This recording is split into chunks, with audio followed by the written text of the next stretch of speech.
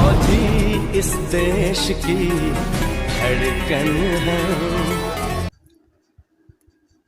Hello भाई दोस्तों, कैसे हैं आप सभी। उम्मीद करता हूं सभी दोस्त अच्छे होंगे और अपने एग्जाम की बहुत ही अच्छी शानदार आप तैयारी कर रहे होंगे। तो चलिए दोस्तों, हम आज की जो मोटिवेशन लाइन है जो कि जयराम गुर्जर के द्वारा लिखी गई है, जो कि इस प्रकार है मेरे दोस्त कि जंगल में पेड़ बहुत है मगर चंदन जैसा नहीं।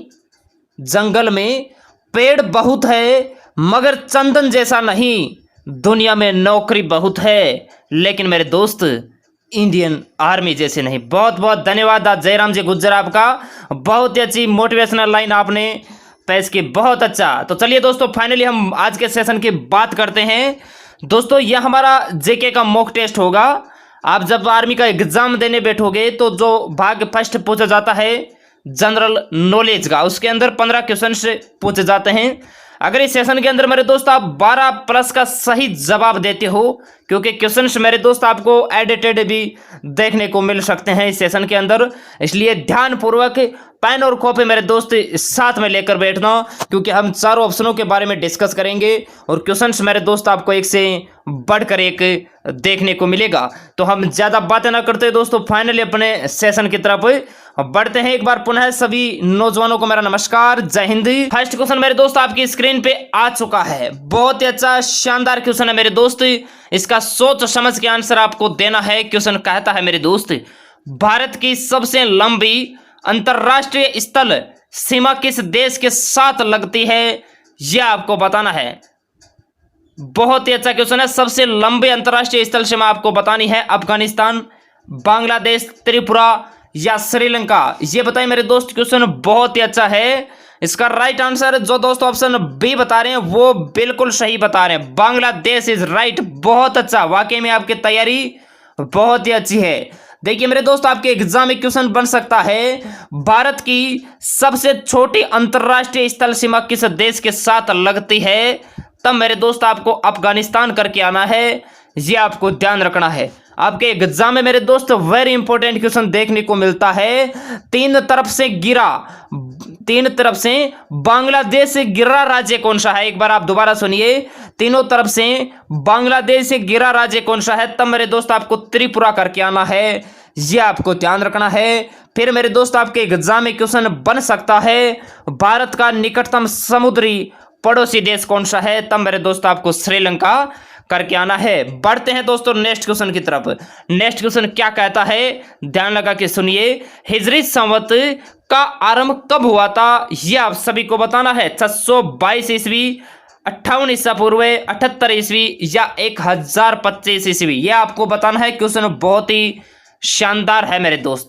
इसका राइट आंसर जो दोस्त ऑप्शन ए बता रहे 622 ईस्वी, वो बिल्कुल सही बता रहे। बहुत अच्छा मेरे दोस्त, आपके एग्जाम में क्वेश्चन देखने को मिलता है, विक्रम संवत का आरंभ कब हुआ, तो ये मेरे दोस्तों 58 ईसा पूर्व में विक्रम संवत का आरंभ हुआ था।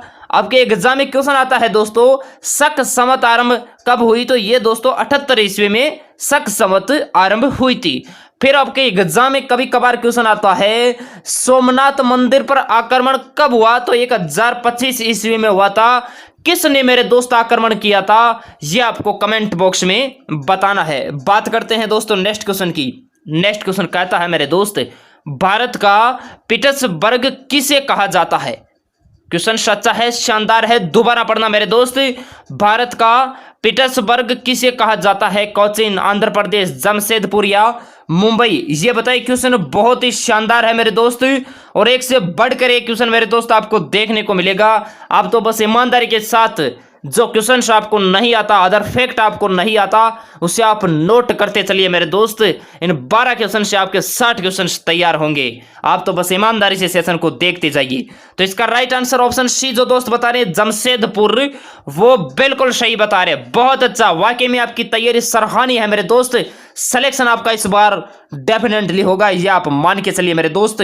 आपके एग्जाम में क्वेश्चन आता है, पूर्व का वेनिस किसे कहा जाता है, तो मेरे दोस्त पूर्व का वेनिस कोचीन को कहा जाता है। ध्यान रखना, अंडों की टोकरी मेरे दोस्त आंध्र प्रदेश को कहा जाता है। और अभी आपके एग्जाम में डेफिनेटली क्वेश्चन आएगा, भारत का प्रवेश द्वार किसे कहा जाता है? तो मुंबई को मेरे दोस्ती भारत का प्रवेश द्वार कहा जाता है। बात करते हैं नेक्स्ट क्वेश्चन की। नेक्स्ट क्वेश्चन कहता है मेरे दोस्ती, विश्व की सबसे बड़ी जेल कौन सी है? ये आपको बताना है। बहुत ही अच्छा शानदार क्वेश्चन है और बहुत से इंडियन आर्मी एग्जाम में ये क्वेश्चन बार बार देखने को मिलता है मेरे दोस्त। बेकाल, कैस्पियन सागर, टिटिकाका झील या मेरे दोस्त नील नदी? ये बताइए, क्वेश्चन बहुत ही शानदार है। इसका राइट आंसर ऑप्शन जो दोस्त बी बता रहे हैं कैस्पियन सागर, वो बिल्कुल सही बता रहे हैं। विश्व की सबसे बड़ी झील कैस्पियन सागर है और विश्व की सबसे बड़ी खारे पानी की झील भी मेरे दोस्त कैस्पियन सागर ही है। ये भी आपको ध्यान रखना है। आपके एग्जाम में मेरे दोस्त क्वेश्चन आता है, विश्व की सबसे गहरी झील कौन सी है? गहरी झील आपको पूछे तो आपको मेरे दोस्त बैकाल झील करके आना है। सर्वाधिक ऊंचाई पर स्थित अगर आपको झील पूछे तब आपको मेरे दोस्त टिटिकाका करके आनी है। और सबसे लंबी नदी की बात करें मेरे दोस्त तो आपको नील नदी करके आना है। बढ़ते हैं दोस्तों नेक्स्ट क्वेश्चन की तरफ।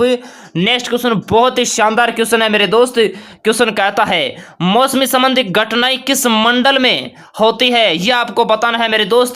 क्षोभ मंडल, मध्य मंडल, समता मंडल या आयन मंडल? ये बताइए, क्वेश्चन बहुत ही शानदार है। इसका राइट आंसर जो दोस्त ऑप्शन ए बता रहा है क्षोभ मंडल, वो बिल्कुल सही बता रहा है। बहुत अच्छा। अब मेरे दोस्त ध्यान लगा के सुनिए, आपके एग्जाम में क्वेश्चन बनता है, उल्का से संबंधित घटनाएं किस मंडल में होती है? एक बार आप दोबारा सुनिए।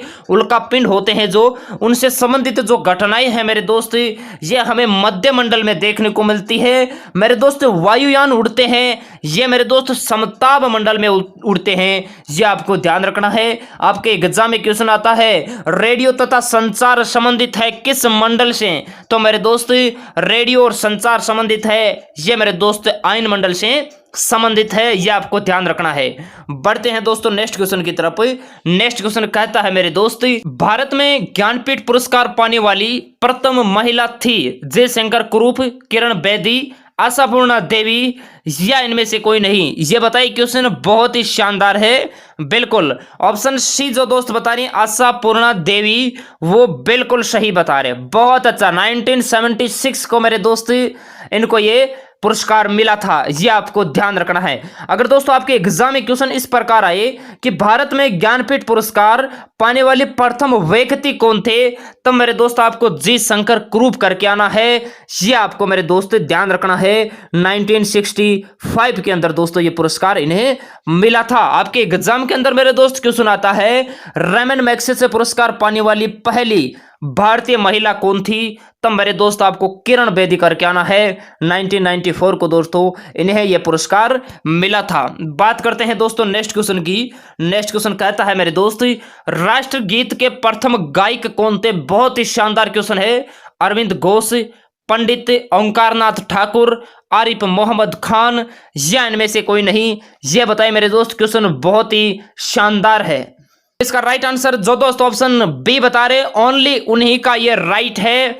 थोड़ा ये क्वेश्चन हटके है मेरे दोस्त, इसको नोट कर लेना। इस स्लाइड का आप स्क्रीनशॉट ले लेना मेरे दोस्त। पंडित ओंकारनाथ ठाकुर ने मेरे दोस्त सबसे पहले राष्ट्रगीत गाया था। यह आपको मेरे दोस्त ध्यान रखना है। आपके एग्जाम में क्वेश्चन आता है, राष्ट्रगीत का अंग्रेजी अनुवाद किसने किया था? तो दोस्तों अरविंद घोष ने राष्ट्रगीत का अंग्रेजी में अनुवाद किया था। मेरे दोस्त ध्यान रखना, एग्जाम में क्वेश्चन आता है, राष्ट्रगीत को उर्दू में अनुवाद किसने किया था? तो राष्ट्रगीत का उर्दू में अनुवाद मेरे दोस्त आरिफ मोहम्मद खान ने किया था। यह आपको ध्यान रखना है। नेक्स्ट क्वेश्चन दोस्तों बहुत ही शानदार लाजवाब क्वेश्चन है मेरे दोस्त। क्वेश्चन कहता है, राष्ट्रीय वृक्ष है बरगद, आम, बाग या मोर? यह आपको बताना है मेरे दोस्त। और इनके वैज्ञानिक नाम भी आपके एग्जाम के लिए बहुत ही इंपॉर्टेंट है। इनको आप ध्यान लगा के सुनिएगा दोस्तों। इसका राइट आंसर ऑप्शन ए जो दोस्त बरगद बता रहे हो वो बिल्कुल सही बता रहे हैं मेरे दोस्त। बरगद का वैज्ञानिक नाम होता है फाइकस बेंगालेसिस। ये आपको मेरे दोस्त ध्यान रखना है।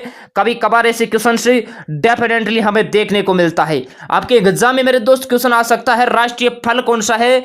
तब मेरे दोस्त आपको आम करके आना है। लेकिन अगर आम का ही आपको वैज्ञानिक नाम पूछे तब मेरे दोस्त आपको मैजनीफेरा इंडिका करके आना है। ये आपको ध्यान रखना है। दोस्तों राष्ट्रीय अगर हम पशु की बात करें तो राष्ट्रीय पशु बाघ है, आप सभी को पता है, लेकिन इसके वैज्ञानिक नाम की अगर हम बात करें तो पैंथेरा टाइग्रिस मेरे दोस्त बाघ का वैज्ञानिक नाम है। दोस्तों राष्ट्रीय पक्षी है मोर, अगर हम इसके वैज्ञानिक नाम की बात करें तो इसका वैज्ञानिक नाम है पाओ क्रिस्टिस। ये आपको मेरे दोस्त ध्यान रखना है। अगर अच्छी तरीके से आपको नहीं सुनाई दिया है तो आप वीडियो को वापस रिवाइज करके मेरे दोस्ती सुन सकते हो।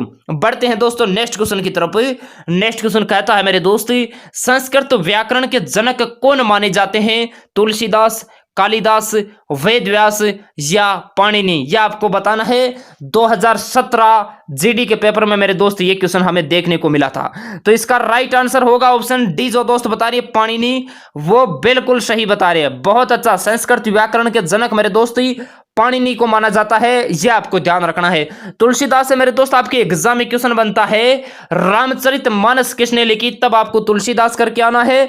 दोस्तों कालिदास की बहुत सारी रचनाएं हैं आपके एग्जाम के लिए, मेघदूत, रघुवंश और अभिज्ञान शाकुंतलम बहुत ही इंपॉर्टेंट है, यह आपको याद रखना है। महाभारत के रचयिता मेरे दोस्त वेद व्यास है। बढ़ते हैं दोस्तों नेक्स्ट क्वेश्चन की तरफ। नेक्स्ट क्वेश्चन कहता है मेरे दोस्त, रेलवे बोर्ड का गठन किस वर्ष हुआ था? 1905, 1853, 1919 या 1920? ये बताइए, क्वेश्चन बहुत ही शानदार है। बिल्कुल बहुत अच्छा, ऑप्शन ए जो बता रहे हैं 1905 वो बिल्कुल सही बता रहे हैं दोस्तों। रेलवे बोर्ड का गठन 1905 को हुआ था। बहुत अच्छा दोस्तों, अगर हम बात करें कि प्रथम रेल कब चली थी तो प्रथम रेल 1853 में मुंबई से थाने तक चली थी, 34 किलोमीटर। यह भी आपको ध्यान रखना है। दोस्तों जलियांवाला बाग हत्याकांड किस वर्ष हुआ? आपके एग्जाम में क्वेश्चन ऐसे आता है तो आपको 1919 करके आना है। आपके एग्जाम में क्वेश्चन आता है असहयोग आंदोलन किस वर्ष हुआ? तो असहयोग आंदोलन 1920 में हुआ था। बढ़ते हैं दोस्तों नेक्स्ट क्वेश्चन की तरफ। नेक्स्ट क्वेश्चन बहुत ही शानदार क्वेश्चन है। असम का शोक किस नदी को कहा जाता है? यह मेरे दोस्त आपको बताना है, क्योंकि आपने बिहार का शोक, बंगाल का शोक सब सुना है, सब पढ़ा है। आपको असम का शोक बताना है मेरे दोस्त, कोसी, दामोदर, ब्रह्मपुत्र या यमुना? तो इसका राइट आंसर मेरे दोस्त जो ऑप्शन सी बता रहे ब्रह्मपुत्र, वो बिल्कुल सही बता रहे। असम का शोक ब्रह्मपुत्र नदी को कहा जाता है। मेरे दोस्त आपके एग्जाम में क्वेश्चन आता है बिहार का शोक किस नदी को कहा जाता है? तो बिहार का शोक कोसी नदी को कहा जाता है। बंगाल का शोक मेरे दोस्त दामोदर नदी को कहा जाता है, यह आपको ध्यान रखना है। भारत में सबसे लंबी सहायक नदी अगर आपको पूछे तब मेरे दोस्त आपको यमुना नदी करके आना है, बिल्कुल भी आपको कंफ्यूज नहीं होना है। बात करते हैं दोस्तों नेक्स्ट क्वेश्चन की। नेक्स्ट क्वेश्चन कहता है मेरे दोस्त, सतपुड़ा की पहाड़ियां किस राज्य में स्थित है?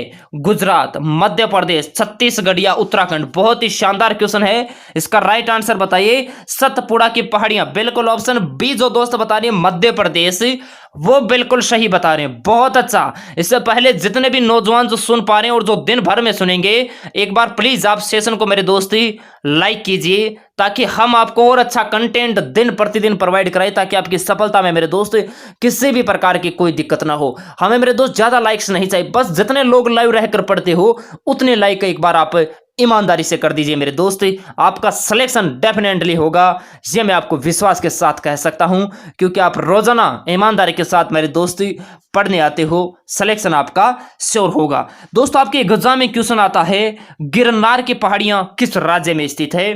तो मेरे दोस्त गिरनार की पहाड़ियां हैं, ये गुजरात में स्थित है। आपके एग्जाम में क्वेश्चन आता है मेकाल पठार किस राज्य में स्थित है? तो मेकाल पठार दोस्तों छत्तीसगढ़ में है, ध्यान रखना, नहीं पता है तुम नोट कर लेना। नंदा देवी शिखर है, ये मेरे दोस्त उत्तराखंड में स्थित है। बढ़ते हैं दोस्तों नेक्स्ट क्वेश्चन की तरफ।